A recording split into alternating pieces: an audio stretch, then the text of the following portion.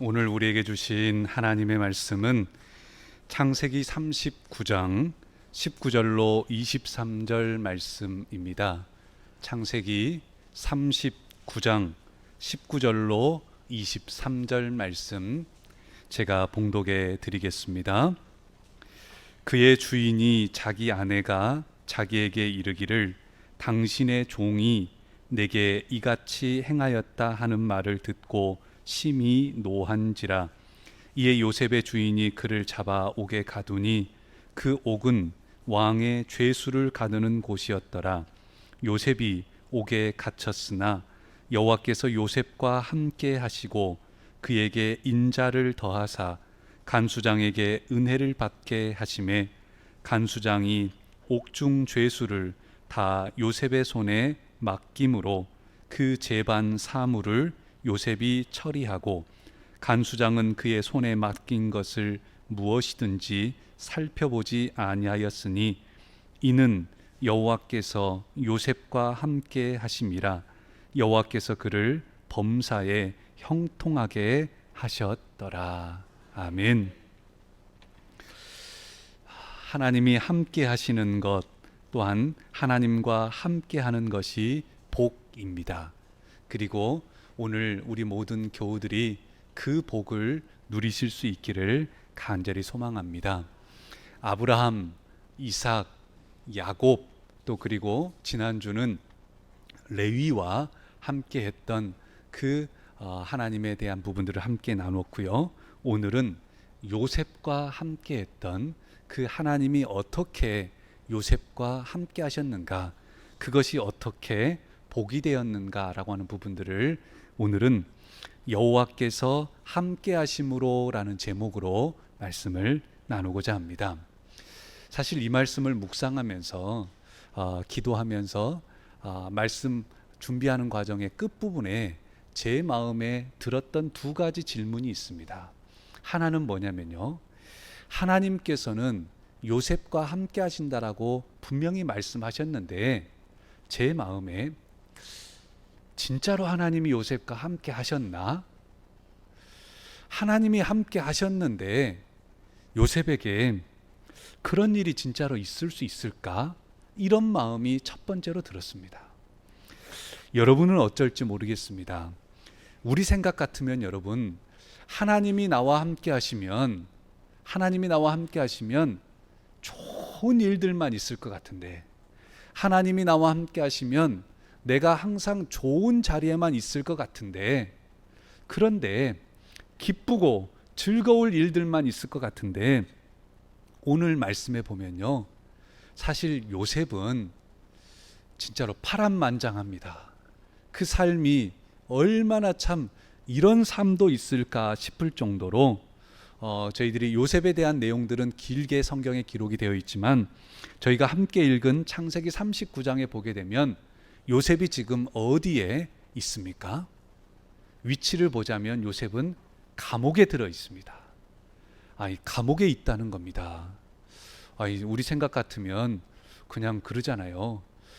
저도 그 예배 드리러 순천 교도소도 한번 가봤고 정읍 교도소도 한번 가봤습니다. 가서 보니까 하여튼 삼엄해요. 들어오고 나가고 하는 것부터 복잡하고, 그 다음에 그 안에 있는 죄수들은 화장실 한번 가는 것도 함부로 갈 수 없는 그런 상황입니다. 똑같은 공기인데도 교도소 안에서의 공기는 답답하고 교도소 밖에만 나와도 얼마나 자유로운지 그런 마음이 들어졌습니다. 근데 오늘 말씀해 보면 요셉이 감옥에 갇혀 있어요. 왜 감옥에 갇혀 있는가 라고 보면 요셉이 무슨 잘못을 해서 감옥에 갇힌 게 아닙니다. 요셉이 그것도 애굽까지 가서, 지금의 이집트까지 가서 감옥에 갇힌 데에는, 요셉은 실제 어릴 적 자랄 때는 아버지 야곱에게 다른 형제들보다 사랑을 많이 받았어요. 그래서 다른 형제들은 그냥 평범하게 옷 입고 다닐 때 요셉은 채색 옷을 입고 다녔어요. 형형색색의 비단 옷처럼 아주 예쁜 옷을 입고 다녔어요. 형들에게 미움을 받았습니다. 또 요셉이 꿈을 꿨어요. 2번이나 꿈을 꿨는데 그 꿈이 하여튼 보통 꿈이 아니었어요. 한 번은 꿈을 꿨더니 곡식을 추수했는데, 자기도 추수하고 형들도 추수했는데, 형들이 추수한 곡식 단들이, 눕혀놨던 단들이 다 일어나더니 요셉이 추수한 단을 놓고 절을 하는 거예요. 이게 뭔 일인가. 또 나중에 또 꿈을 꿨는데 해와 달과 11별이 요셉에게 절을 하는 겁니다. 이게 뭔가라고 했더니 그 내용을 형들한테 말했더니 형들이 화가 났어요. 이 말이 뭔 말이냐, 우리가 너한테 나중에 절한다는 말 아니냐, 그러면서 막 미움을 갖기 시작했어요. 요셉에게는 어머니가 4분이나 있었어요. 그리고 그 4분의 어머니 가운데서 형제가 12이 있었습니다. 어머니 라헬, 본인을 낳아줬던 그 라헬 어머니 그 밑에서 자란 동생은 베냐민 하나밖에 없었습니다. 근데 이런 가운데 배다른 형들 10명이 일하고 있는 곳을 이 요셉이 가게 됐더니 그 10명의 형들이 요셉을 다짜고짜 물 없는 깊은 구덩이에다가 던져버리는 겁니다. 구덩이에다 던져가지고 깊은 구덩이에 던져버리니까 거의 그냥 꼬그라져 버렸죠. 그리고 난 다음에 형들이 하는 말들을 들어보니까 형들이 뭐라고 그래요? 이놈을 죽여버려야 된다고. 죽여버리고 그리고 난 다음에 이 채색 옷 가져다가 찢고 피 좀 묻혀가지고 아버지한테는 짐승이 물어 뜯어서 가버렸다고, 그렇게 말을 하자고, 이렇게 말을 하고 10명의 형들이 이 동생 요셉을 죽여버리겠다는 겁니다.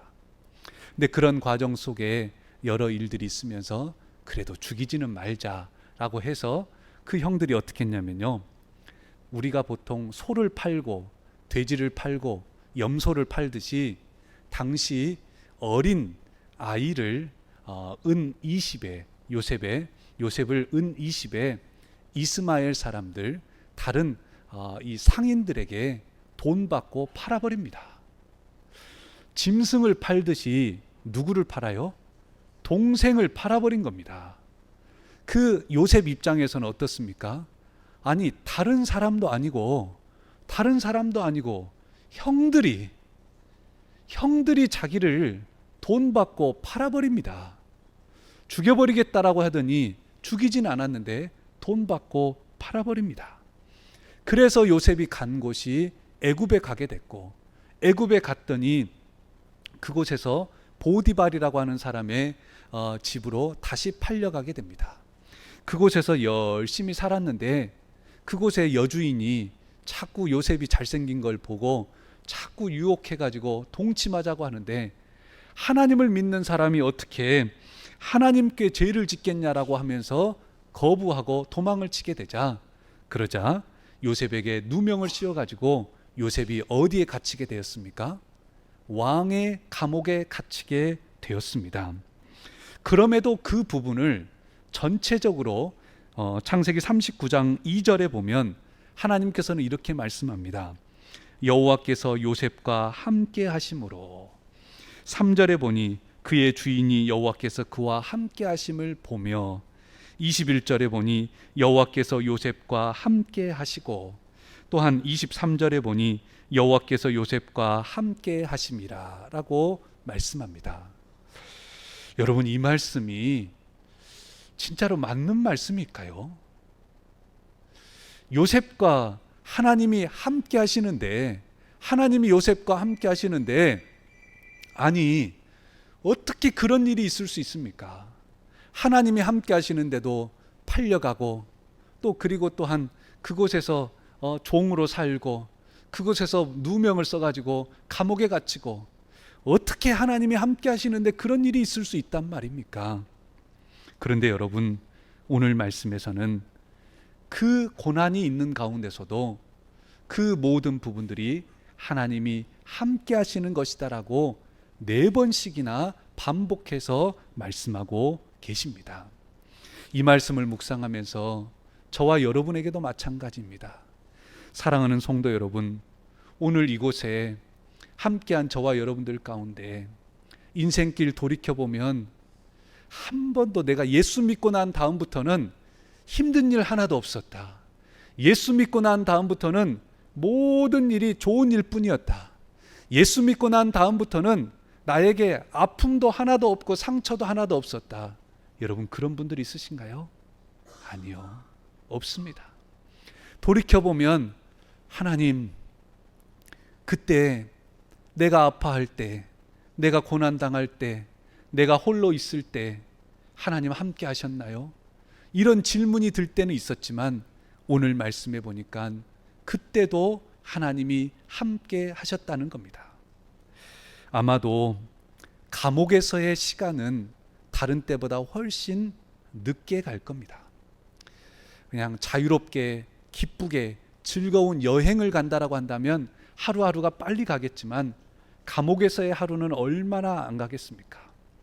근데 그 감옥에 갇혀서 밤에 이런저런 생각을 해보면 요셉의 인생 가운데 그 인생이 얼마나 힘들었겠습니까?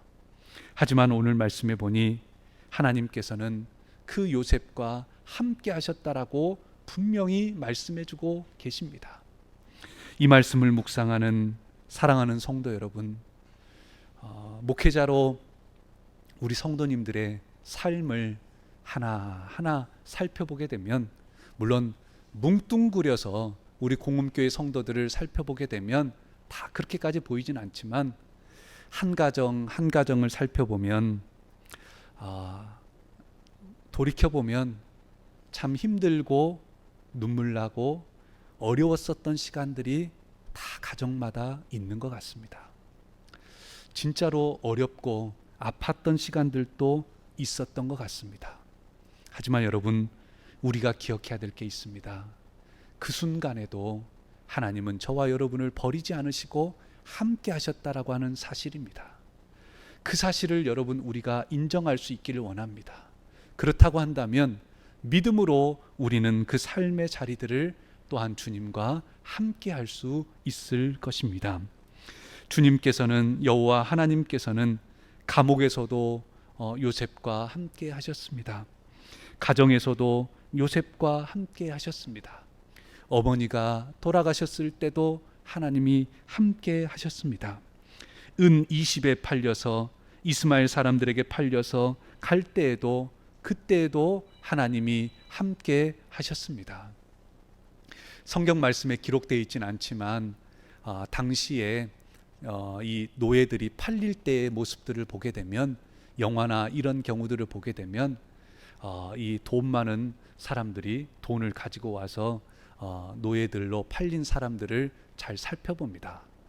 눈은 잘 있는가, 또 막 이빨도 막 입술도 뒤집어 보고, 그래서 이빨은 썽썽한가.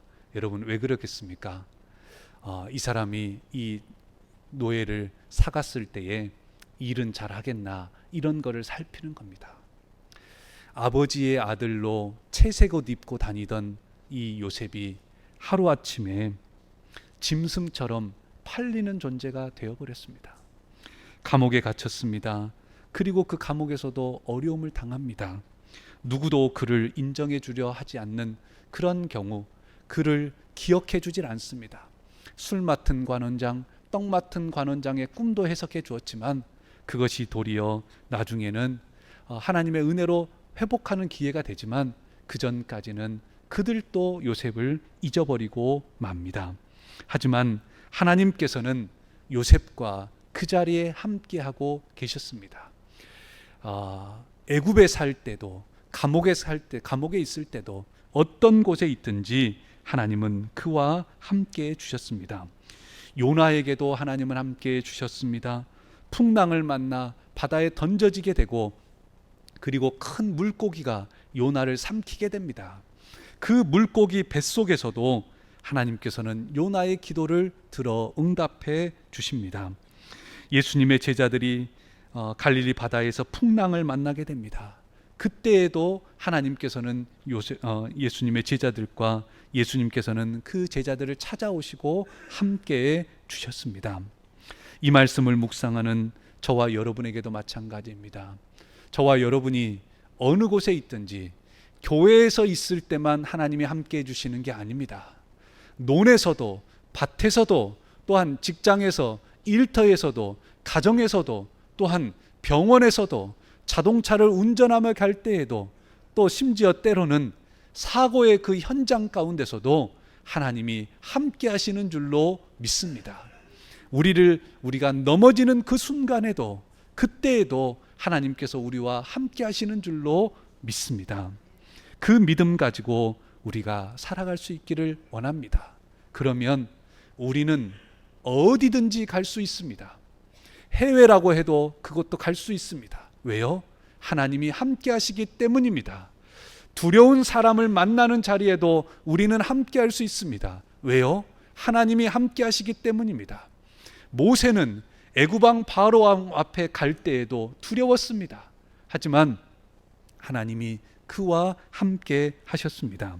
그런 것처럼 우리는 누구를 만나도 그 자리에 담대히 나아갈 수 있습니다. 왜요? 하나님이 함께 하시기 때문입니다. 그리고 이 걸음은 주님이 우리를 마지막 부르시는 그 순간에도 우리는 담대하게 그 길을 갈 수 있습니다. 왜요? 하나님이 우리와 함께 하시기 때문입니다. 우리는 언젠가 주님 부르시면 한 번도 가보지 않은 그 길을 갈 겁니다.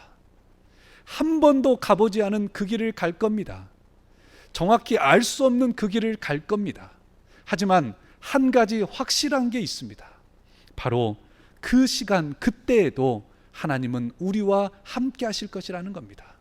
그러기에 우리는 죽음 앞에서도 담대히 주님의 인도하심을 받아 나아갈 수 있는 것입니다. 또한 오늘 말씀을 보게 되면 여러분, 그러면 하나님과 함께 하게 되면 어떤 일들이 있을까요? 여러분, 성냥도 성냥 한 개피 있죠. 성냥도 이렇게 잘 맞춰가지고 착 붙이면 어떻게 됩니까? 불이 확 붙죠. 눈사람도 아무리 크게 만들어 놔도 그냥 뜨거운 햇살이 쫙 비치면 싹 녹아버리고 맙니다. 뭔가 이렇게 접촉하고 함께 하게 되면 모든 부분들이 어떤 무엇인가의 반응이 일어나게 됩니다. 얼음도 물속에 들어가면 반응이 일어나서 물도 차가워지지만 얼음도 녹아가는 것처럼 무엇인가 반응을 다 일으키게 되어 있습니다. 음식도 소금이 들어가게 되면 녹아지게 되면 맛을 내듯이 그러듯이 반응이 나타나게 되는데, 여러분, 그러면 우리가 하나님과 함께하게 되면, 하나님이 우리와 함께하게 되면 어떤 일이 벌어질까요? 어떤 반응이 나타날까요? 오늘 말씀해 보게 되면 따라서 해보겠습니다. 범사에 형통하게 됩니다. 하나님과 함께하게 되면, 하나님이 우리와 함께 하시게 되면, 요셉을 통해 보니까 23절에 보니 여호와께서 요셉과 함께 하심이라 여호와께서 그를 범사에 형통하게 하셨더라 라고 말씀하십니다.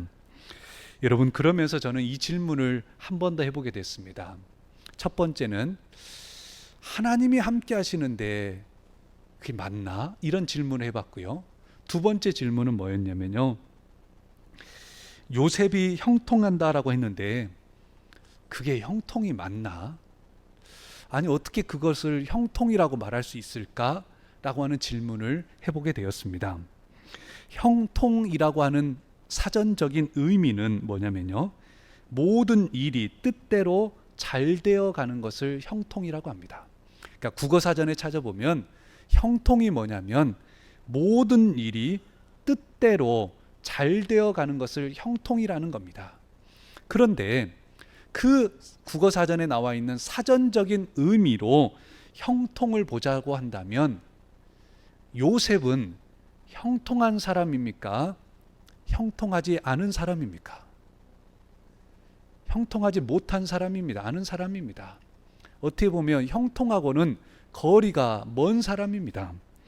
요셉이 그 요셉의 뜻대로 형들에게 팔려갔습니까? 형들의 이 주장대로 팔려갔습니까? 아닙니다. 요셉은 노예로 팔려가고 싶은 뜻이 한 번도 없었습니다. 요셉은 감옥에 갇히고 싶었던 뜻이 있었습니까? 아닙니다. 그런 뜻을 세웠던 적이 한 번도 없습니다. 그런데 요셉은 자기 뜻대로 보자라고 한다고 할 것 같으면 요셉은 한 번도 그 삶 가운데 어떻게 보면 오늘 말씀에서는 형통했던 적이 없습니다. 그런데도 오늘 말씀에서는 형통하였다는 겁니다. 이게 뭔가 싶을 겁니다. 성경 말씀에서의 형통은 우리가 주의를 기울여야 됩니다. 내 뜻대로 잘 돼가는 것을 세상에서는 형통이라고 말하지만 성경 말씀에서는요, 따라서 해보겠습니다. 하나님의 뜻대로 모든 일이 잘 되어가는 것, 여러분 그것을 형통이라고 말합니다. 차이점은 내 뜻대로 잘 되어가는 것을 세상에서는 형통이라고 말하지만 성경에서는 뭐라고요? 하나님의 뜻대로 잘 되어가는 것을, 그것을 형통이라고 말씀하고 있습니다. 이런 기준으로 보면 요셉은 형통합니다. 왜냐하면 하나님께서 두 번의 꿈을 꾸게 하셨고 그 뜻대로, 그 계획대로 요셉을 이끌어가고 계셨기에 하나님의 뜻 가운데 요셉은 범사에 형통하였다라고 하는 그러한 사실입니다.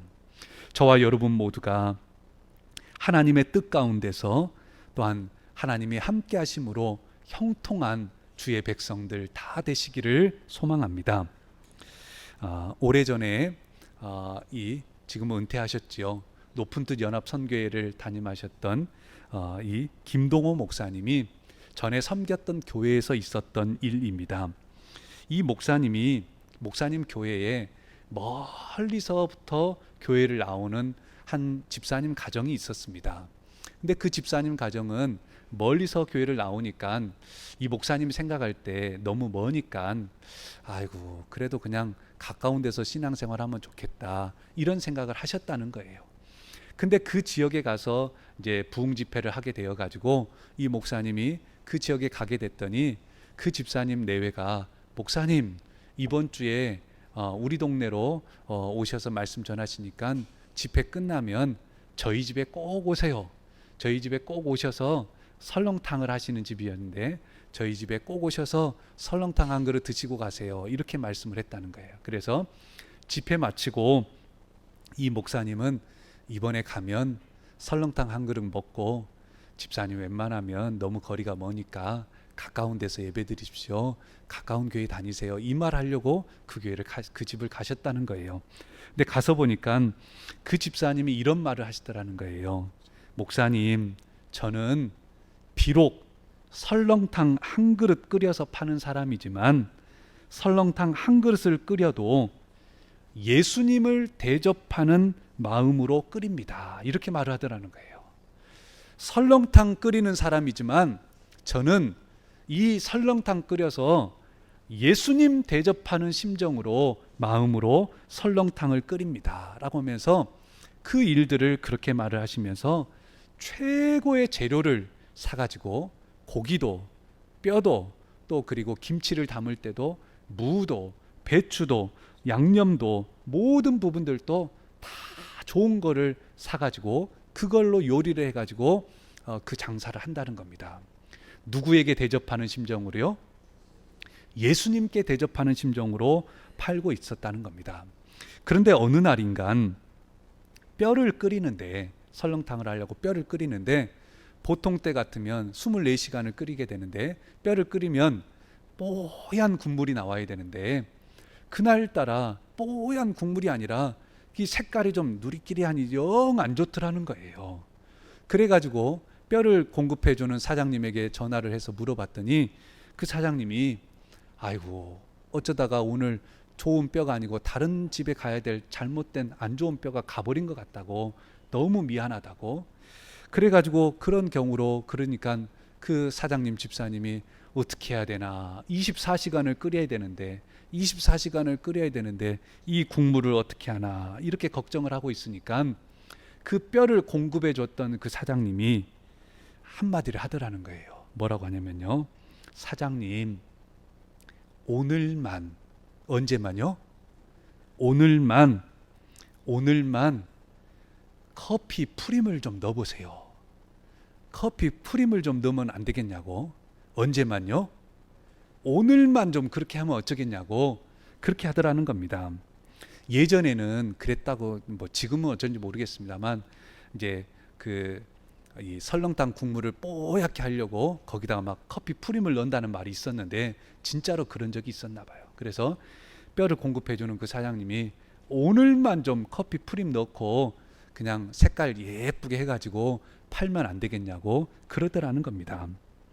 근데 그 집사님 네 분들은 그날 끓이던 설렁탕 국물을 어떻게 했냐면요, 싹 다 버렸다는 겁니다.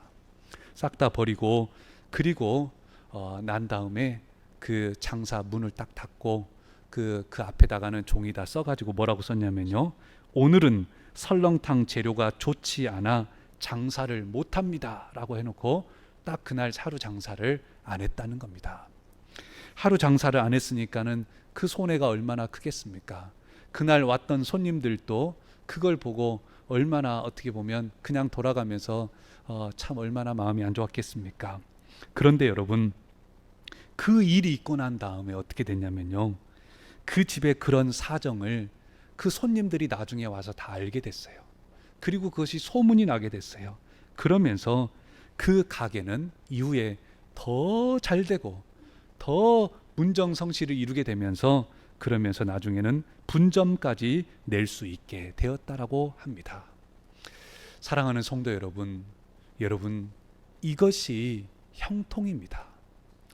내가 설렁탕을 끓이는 사람이라 한다 할지라도, 설렁탕 한 그릇을 끓여도 예수님께 대접하는 심정으로 설렁탕을 끓이고, 그리해서, 그래서 우리 마음 같으면 형통하다라고 하는 것이 그냥 항상 어려운 일 없고, 또한 그냥 뼈도 그냥 매일매일 좋은 뼈들만 오고, 그래가지고 그냥 국물도 매일매일 잘 나고 해가지고 그냥 그렇게 하는 것이 내 뜻 같은데, 그런데 하나님의 뜻은 도리어 그 어려움을 통해 가지고, 도리어 그것을 통해서 더 형통하게 하시는 그 일을 이루어 가셨다라고 하는 사실입니다. 사랑하는 성도 여러분, 말씀을 맺고자 합니다. 오늘 저와 여러분의 인생길 가운데 수많은 일들이 있을 겁니다. 그리고 돌이켜보면 아픔도 있었을 겁니다. 지금도 그 아픔과 어려움 속에 있는 영혼들도 있을 수 있습니다. 하지만 기억해야 될 게 있습니다. 그때에도 주님은 저와 여러분과 함께 하신 줄로 믿습니다. 어디서든지 주님이 저와 여러분과 함께 하시는 줄로 믿습니다. 그리고 분명한 것은 내 뜻대로 형통은 아니더라도 하나님이 함께 하시면 하나님의 뜻대로 저와 여러분을 형통하게 하실 줄로 믿습니다. 그 은혜가 저와 여러분과 함께하고 그 복을 누리며 나누시는 우리 모든 성도님들 되시기를 간절히 소망합니다. 기도하시겠습니다.